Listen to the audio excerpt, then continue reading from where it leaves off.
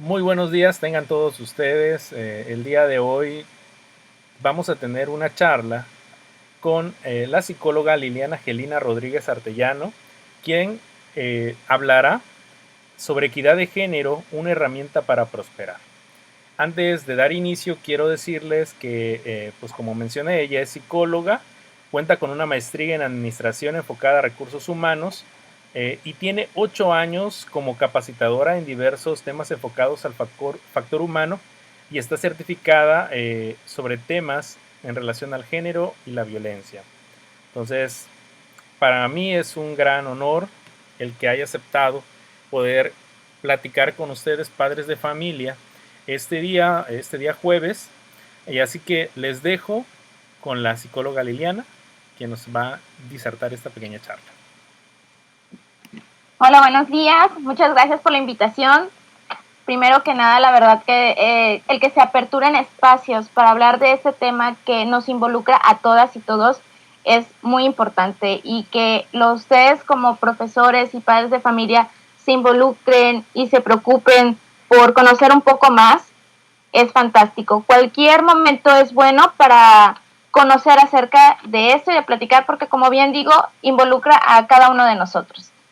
Decidimos llamar la plática Equidad de Género, una herramienta para prosperar, porque entendamos prosperar como todo aquello que nos puede llevar a una mejora o a un bienestar, como esto nos va a impactar en nuestra vida diaria, porque el género es con algo que nos involucra de manera social. Y para irlo comprendiendo un poquito más, vamos a irlo desmenuzando, y para esto vamos a utilizar 4 conceptos principales.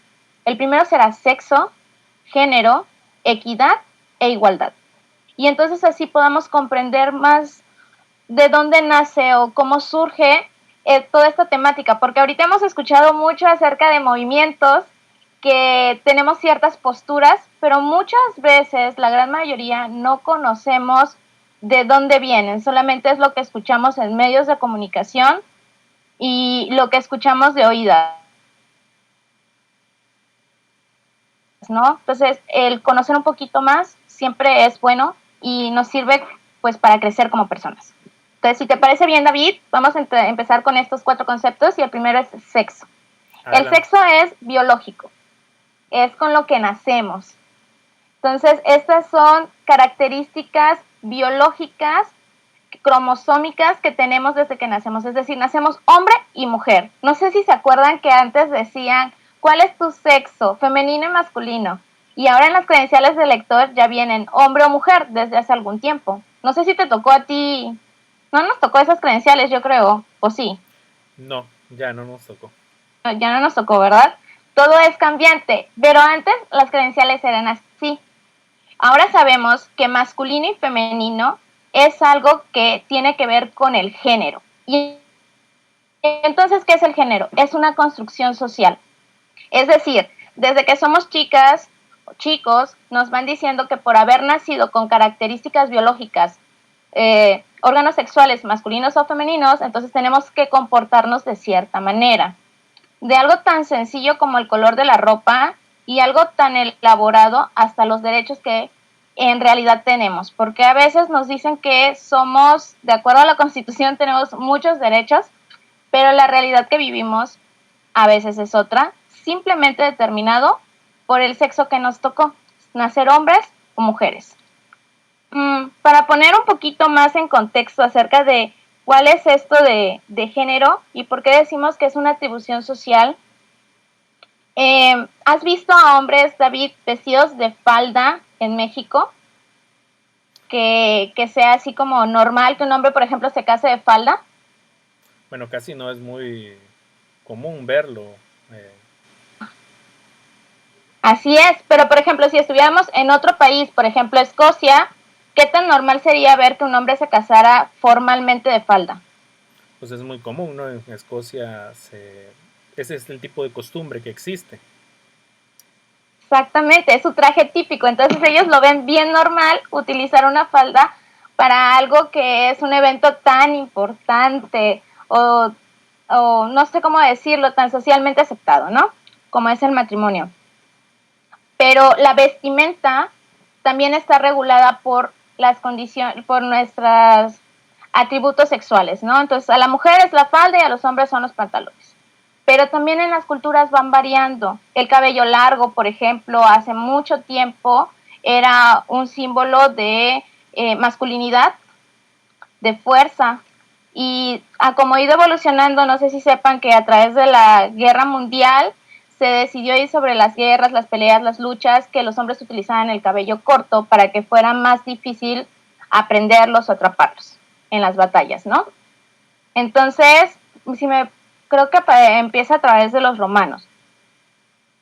Pero lo que quiero dejar claro con esto es que el sexo es algo biológico y el género va. Los pantalones acampanados no era algo de mujeres, era algo más de hombres. Pero cómo esto va cambiando a través de lo que está permitido socialmente hablando. Sin embargo, aún existen algo que se llama roles de género. ¿Qué son los roles de género? Lo que socialmente está aceptado para que haga un hombre y una mujer. Y hasta ahí todavía tenemos, estas obedecen a necesidades que tenemos como sociedad. Pero hay algo que sí nos limita, que son los estereotipos. ¿Y qué es un estereotipo? Algo que te diga que por ser hombre o ser mujer no puedes o tienes que ser así. Y los estereotipos nos generalizan. Por ejemplo, nos generalizan y nos idealizan. Una mujer debe ser sumisa. Entonces quiere decir que no debe de contestar, se debe de acatar, pero esta sumisión va a una obediencia absoluta. Y cuando una persona es una obediencia absoluta, no le permite también desarrollar todas las habilidades, conocimientos y herramientas que podría tener. En los hombres también padecen de estereotipos. Por ejemplo, un hombre no puede llorar. ¿Qué opinas acerca de eso, David? ¿Los hombres pueden llorar? Pues yo creo que sí podemos llorar, nada más de que culturalmente en las películas de antaño se decían que hasta las canciones, ¿no? Dicen que los hombres no deben llorar. Sí es, entonces culturalmente todo esto nos lo van insertando, nos van educando de cierta manera y estas emociones al final nos hacen daño. Por ejemplo, las personas que más se suicidan son hombres y es porque no se les ha permitido hablar de sus emociones. Cuando una persona es capaz de hablar de sus emociones, también es capaz de lidiar y de sobrellevarlas, porque el hablar te libera. Digo, no es que vayamos a andarlo contando como chismes, tampoco se trata de eso, pero sí que tengas la capacidad de pedir ayuda y de obtener soporte de tus familiares. Muchas veces se dice, es que no sabía que estaba triste, no sabía que tenía sus problemas, y también como personas debemos de estar como más atentas, pero sobre todo darles la apertura a que sean capaces de hablar de sus emociones sin que tengan miedo a ser juzgados, porque desde chiquito le dicen, no llores, pareces niña, y entonces a las niñas también se les dice que para ellas está bien llorar y pedir ayuda para absolutamente todo, inclusive haciéndolas no tener acceso a diferentes capacidades, ¿no? Tú sabes que si algo no se practica, entonces es una habilidad que no se desarrolla. Y si siempre estamos no permitiéndoles realizar diferentes actividades, como pueden ser deportes, como puede ser la educación, entonces estamos limitando por estereotipos. ¿Te parece si hacemos un ejercicio acerca de esto de los estereotipos y de la realidad con la igualdad? Ok, está bien. Sí, entonces te voy a preguntar. David, de acuerdo a la Constitución, ¿qué dice acerca de que si hombres y mujeres nacemos iguales? Eh, pues que todos tenemos los mismos derechos, ¿no? No importando sexo, género, ni condición. Exactamente. Qué bueno que mencionas eso de sin condición, o sea, no hay nada. Nacemos en territorio mexicano totalmente iguales en derecho. Tenemos derecho a una educación gratuita y obligatoria hasta la preparatoria. Por ley, sí. Ley, sí, muy bien. Tenemos derecho a un trabajo digno, hombres y mujeres. tenemos la facultad que nos da ese derecho para poder tenerlo, aunque muchas veces el ejercicio no lo permita, pero sí lo tenemos como derecho. Exacto. Muy bien. Y bueno, ¿tenemos libertad de tránsito, Sí, hombres y mujeres? tenemos libertad. Y me encanta porque esto es igualdad, ¿no? Y muchas veces en las leyes así queda. Entonces te pueden decir, es que hombres y mujeres somos iguales ante la ley. Y la realidad, como bien comentabas en algunas acotaciones que hacías, es otra. O sea, sí, la ley dice que nacemos libres e iguales, pero cuando vas a buscar un trabajo, desde que nace un niño y dicen, ay, nació el rey de la casa o nació la princesita de la casa, esas pequeñas palabras, las palabras tienen intención y tienen poder.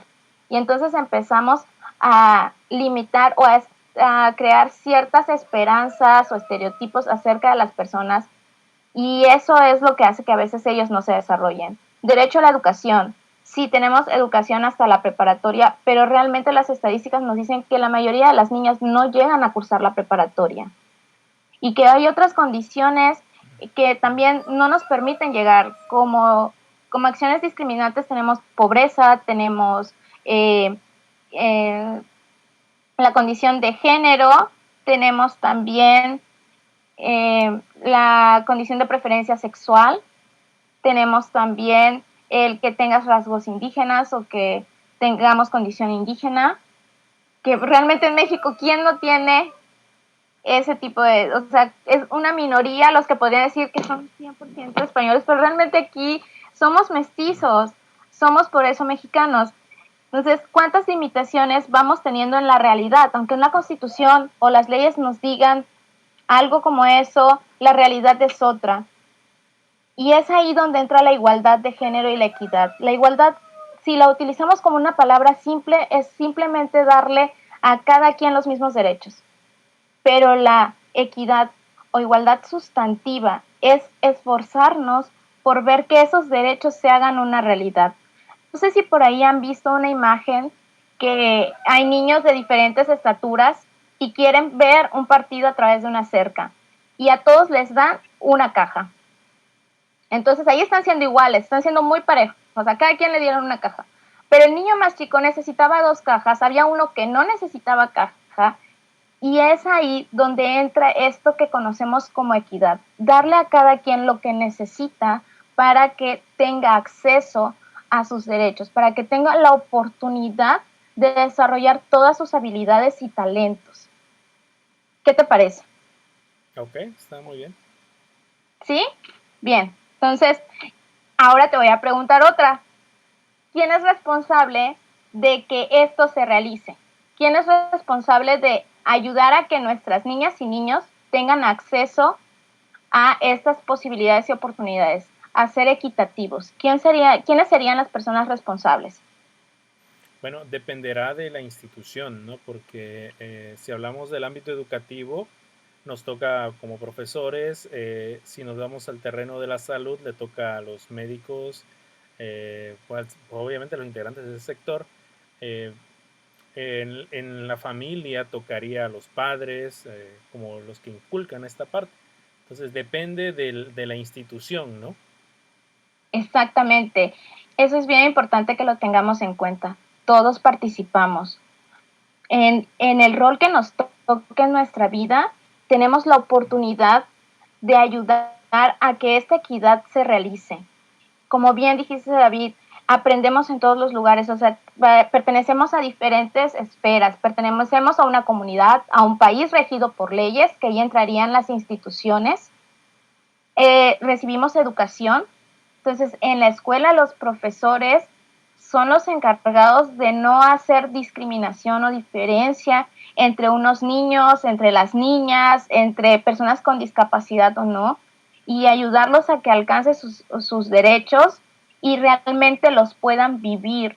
Porque si solamente los derechos están escritos, pero no estamos haciendo nada para que realmente un niño tenga derecho a la educación, este programa de la USAER es muy importante en ese sentido, porque si pusiéramos a todos los niños y que vayan y aprendan, y yo vengo y les doy la clase, y si aprendieron bien y si no aprendieron tan bien, entonces ahí no estamos siendo equitativos porque cada niño tiene diferencias, cada niño tiene necesidades y una manera de aprender muy particular. Ciertamente hay algunos que aprenden más de una manera que de otra, pero debemos de enfocarnos para que todos tengan ese alcance educativo.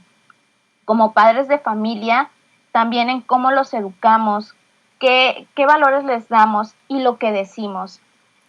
Somos personas emocionales y las palabras tienen poder y a veces hay pequeñas palabras que utilizamos que nos pueden estar limitando.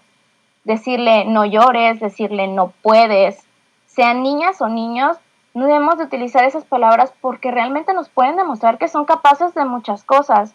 A veces nosotros como papás podríamos tener temores de decir, es que no quiero que lo lastimen o no quiero que le hagan daño, pero entre más independencia les demos, ese es el trabajo como padres, como profesores, hacer que la persona logre ser autónoma, que haga el ejercicio de sus derechos, que vea entonces los beneficios de los mismos y que contribuya a su sociedad. Así como en el trabajo tenemos situaciones de discriminación, muchos de nosotros somos a lo mejor no los empleadores, somos compañeros de trabajo, pero desde ser compañeros de trabajo a veces también realizamos acciones que pueden dañar a las personas. El decir, yo no quiero trabajar con tal persona porque es mujer, y entonces agarro un estereotipo y digo, no, pues es que es mujer y de seguro no va a poder cargar. ¿En cuántos videos hemos visto o cuántas personas conocemos o nuestras abuelitas, nuestras mamás que de pronto dicen, ay, es que es mujer y cómo va a hacer esto? Y sabemos, porque lo hemos vivido, que las mujeres son capaces de muchas cosas, así como los hombres de pronto dicen, ay, adornar el árbol de Navidad me ha tocado en mi trabajo. Pues que lo hagan las chicas, porque pues los niños no tienen creatividad. Y yo, sorpresa, no necesitas ser hombre o mujer. La creatividad, diferentes herramientas y habilidades las tenemos todos, pero también es que nos permitan desarrollarlas. Entonces, tenemos dos esferas bien importantes, que es la escuela y la familia, que son impulsoras para que las personas y nuestros niños se desarrollen. Pero al momento de que nuestros niños se desarrollan, nosotros crecemos también. Nosotros nos vamos desarrollando porque somos seres perfectibles. Así como estamos con nuestros hijos aprendiendo, nuestros hijos están aprendiendo, estamos aprendiendo con ellos. ¿Qué más demostración que esta pandemia que vino? Y entonces estamos, las personas que sabíamos o no sabíamos tanto de tecnología, estamos aprendiendo de tecnología. Las personas que a lo mejor no nos habíamos acercado tanto a hacer tarea con los niños, estamos aprendiendo con ellos. Hace poquito vi unas publicaciones donde hay personas de la tercera edad aprovechando eh, la escuela que está pasando, los videos educativos que están pasando a través de la televisión y están aprovechando para aprender. Entonces, a veces decimos, no, pues ya mi abuelita ya ni ha de querer aprender a estudiar o a leer, ¿para qué? Y nos sorprenden. A veces las limitaciones las tenemos nosotros y no debemos de permitir que esas pasen a las personas que amamos. Y como no permitamos que eso pase a las personas que amamos, esto se va a hacer una cadenita. Y entonces vamos a vivir libres, porque lo que busca la equidad de género es no encerrar a las personas por estereotipos, por condiciones. Entonces, esta equidad lo que nos hace es ser más libres. Y bueno, con todo esto, David, no sé qué te parezca, si nos quedó un poquito más claro por qué la equidad de género nos va a llevar a una prosperidad. Entonces, no sé si tengas algunas preguntas. Sí, me gustaría ir como aterrizando esta parte de lo que nos acabas de compartir, sobre todo en el terreno de la discapacidad, ¿no? ¿Mm? Ha habido como que un entendimiento de que aunque somos instituciones, las USAERs y los CAM y todo lo que tiene que ver con educación especial, que estamos destinados a buscar la inclusión de la población, eh, creo que hay también una cierta dificultad en relación a cómo trabajar la equidad de género desde la población con discapacidad. Bueno, Bueno, en ese punto sería primero recordar que, que las personas son iguales sin ser hombres, perdón, siendo hombres o siendo mujeres. Ahora, con la discapacidad también es dejar de pensar que solamente son personas receptoras de cuidados. Tenemos que, como decía hace un momento, aprenderlas a ser independientes. Es un trabajo que apenas estamos conociendo porque la USAER es prácticamente de reciente creación. Empezar a hablar de grupos vulnerables como las personas con discapacidad también es algo nuevo y estamos aprendiendo sobre la marcha. ¿Cómo podemos hacer para no tener discriminación con personas con discapacidad? Primero, quitarnos la idea de la cabeza de que no lo pueden hacer. Y eso es tanto profesores, maestros como ciudadanía, porque de nada sirve que nosotros, bueno, ustedes principalmente estén educando a chicos con discapacidad totalmente valiosos, totalmente importantes, que pueden ser productivos en la sociedad, si también el área laboral no le está dando la oportunidad de ejercerlo. También tenemos que empezar a plantearnos la posibilidad de hacer los emprendedores, pero también, pero de ahí nace que nosotros los apoyemos como sociedad, ¿no? Si no les aperturamos, si no les compramos, si no apoyamos todo lo que ellos pueden hacer, si no nos involucramos, pues entonces es como seguirlos dejando al lado, porque decimos, sí, está bien que tengan los derechos, que tengan su escuela, que todo, pero allá, ellos, como si no fueran parte de nuestra sociedad.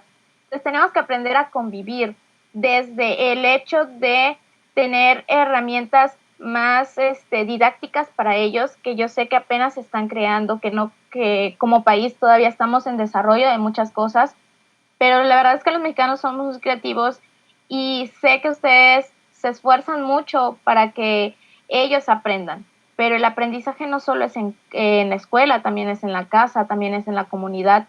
Tenemos que aprender a ser más respetuosos desde sus espacios, pero a la vez involucrarlos, permitirles desarrollar las habilidades en un campo que consideraríamos normal. Fíjate eh, que tú que estás en el área de recursos humanos, me parece interesante hacerte la pregunta en este momento.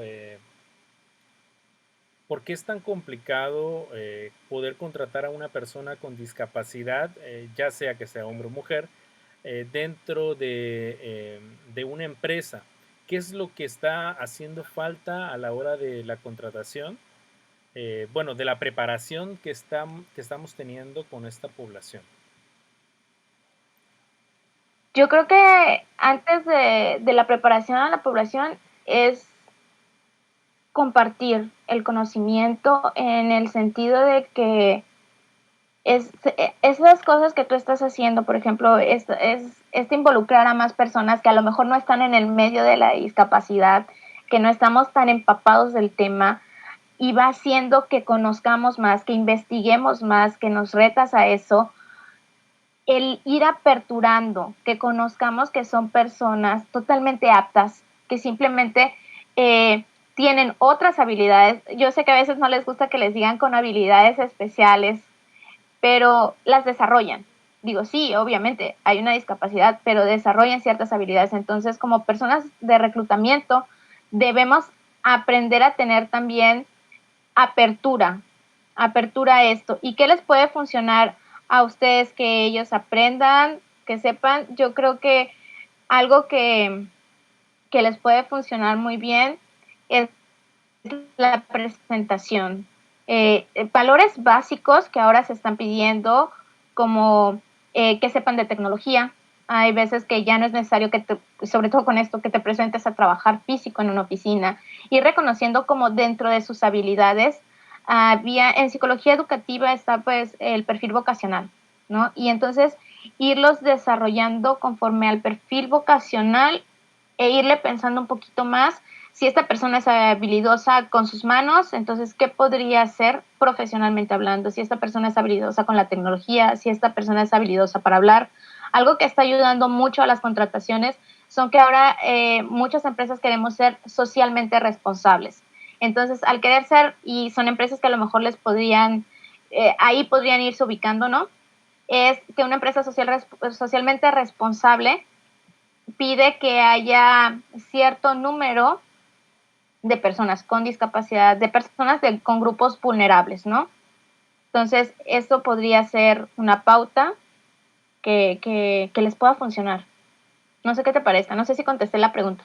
Sí, y bueno, retomando un poco sobre esta parte de la discriminación, desde tu recorrido en estos 8 años de ir hablando sobre la equidad de género, sobre las cuestiones de la violencia, eh, ¿dónde ubicas la mayor problemática en este momento en nuestro estado, en el sentido de la formación? Porque eso también nos ayudará a nosotros a pensar como escuela dónde deberíamos enfocar nuestra forma de pensar la equidad de género. Ok. La verdad que aunque tenemos diferentes esferas, la familia es la más importante. Entonces, el involucramiento que tú le estás dando a los padres de familia es importante, porque a veces creemos que no nos toca, a veces creemos que la educación viene en la escuela, pero lo que nosotros le digamos a nuestros hijos tiene un impacto. Ahora, en las escuelas, ¿cómo apoyar a que esto sea una realidad, la equidad? Pues desde no sé si te tocó, yo la verdad, en soldadura a veces les decían a las niñas que no entraran al taller y que solamente hicieran las cuestiones escritas y no les permitían soldar. No sé, en el área que ustedes dan clases, si hay alguna de decir, esto que lo hagan las niñas porque tienen creatividad, como decía, o esto que lo hagan los niños porque pueden tener problemas, o esto que no lo haga la persona que tiene problemas, son invidentes porque pues no van a poder, pero sí pueden colaborar, o sea, no rezagar a nadie, eso sería lo importante, ser, como dice la palabra, y que yo creo que es un valor de la USAER, ser inclusivos. No hay nada que no se pueda hacer en equipo, no hay nada que ellos con sus habilidades no puedan ir desarrollando. Claro, en medida de sus posibilidades, pero sí exhortarlos a que no se queden en cierta zona, no quiero decir de confort, pero sí de decir, bueno, déjalo ahí, si quieres, no le exigimos ese poquito más, sino sí irlos haciendo más fuertes. Fíjate que esto que planteas me hace reflexionar mucho en relación a algunos talleres que se dan a veces en educación especial, porque se ha ido como, ¿cómo decirlo?, estigmatizando de que los talleres de este género son para este género y ¿Mm? estos no pueden entrar las chicas, ni estos pueden entrar los chicos, ¿no? Entonces, como que nos está haciendo una reflexión en el sentido de cómo desde la promoción de la inclusión nosotros podríamos estar excluyendo a partir del género. Sí, claro, o sea, y es que es algo bien común. Mira, la verdad es que a veces mm, todos somos machistas a cierto nivel porque nuestro país lo es una realidad. A lo mejor no somos machistas golpeadores y las mujeres también lo somos, pero vamos rompiendo poco a poco esos micromachismos, ¿no? Y eso es importante. Poco a poco nos vamos dando cuenta y yo espero que papás aquí digan, sí, yo estaba haciendo esto o yo le digo esto a mi hija es que tú eres niña y sírvele de comer a tu hermano, por ejemplo, y que al niño no se sirve de comer. Suena algo que ya no debería de estar pasando, pero la realidad es que pasa y que son cosas que en casa y en la escuela debemos de ir rompiendo. Habilidades tenemos todos. El asunto es que nos permitan desarrollarlas. ¿Qué tipo de recomendaciones les darías a los papás en este momento que están en su casa para poder desarrollar la equidad de género? Ok, con respecto a la equidad de género y que creo que nos puede servir para cualquier grupo vulnerable, es uno de los quehaceres del hogar. Los quehaceres del hogar muchas veces es como esto lo hacen las niñas y esto lo hacen los niños. Y también nos ayudan a desarrollar habilidades. El lenguaje, la manera en cómo hablemos de las limitaciones, eso también es importante. Hay veces que decimos, yo no quiero ser ejemplo de nadie, pero lo soy. Quiera o no quiera, lo soy. que impulsemos a hacerlos independientes económicamente, que dejemos de pensar que se va a casar o que se va a embarazar o que lo que sea, y que impulsemos a nuestras niñas y niños a ser independientes económicamente. Y la educación, definitivamente un país educado es un país que tiene mayor economía. Entonces, mientras nosotros permitamos que nuestras niñas y niños se desarrollen, va a venir prosperidad. Y la educación no solamente es prosperidad económica, también es prosperidad que mejoremos mental, intelectualmente, socialmente. La educación tiene un gran impacto. Entonces hay que permitir que niñas y niños se eduquen lo más posible. Ahorita tenemos diferentes herramientas, tenemos, y esta situación del COVID nos lo ha puesto sobre la mesa, educarnos de manera remota. Se puede lograr, no digo que sea fácil, pero se puede hacer. Tenemos muchas escuelas que son técnicos superiores, esas son buenas escuelas. Bueno, yo sé que está lejos, pero tienen, por ejemplo, la UT de Sumacinta, que esa sí es universidad, pero ya tenemos más escuelas. Antes, la verdad, cuando estudiaron nuestros papás, a lo mejor era o ibas a la capital a estudiar, por así decirlo, a Villahermosa, o dónde. Y ahorita tenemos más herramientas. Entonces, el procurar educarnos y que ellos se eduquen es lo mejor. Yo confío mucho en la educación.